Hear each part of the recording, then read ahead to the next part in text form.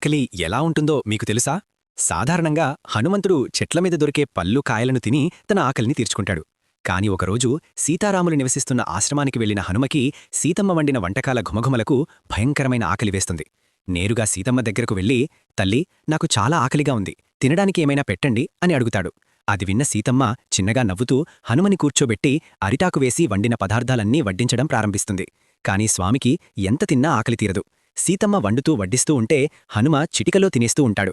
చివరికి వంటగదిలో ఉన్న వంటకాలన్నీ ఖాళీ అయిపోతాయి. దాంతో సీతమ్మ కంగారు పడుతూ రాముడి దగ్గరకు వెళ్లి హనుమ ఆకలిని తీర్చడానికి ఏదైనా మార్గముంటే చెప్పమంటుంది.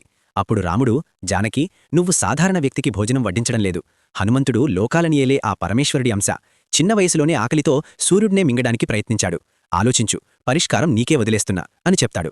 అది విన్న సీతమ్మ బాగా ఆలోచించి ఒక తులసాకుని తీసుకుని దానిపై రామ అని రాసి అన్నంలో కలిపి హనుమంతుడికిస్తుంది. అది తిన్న హనుమంతుడి ఆకలి పూర్తిగా తీరిపోతుంది.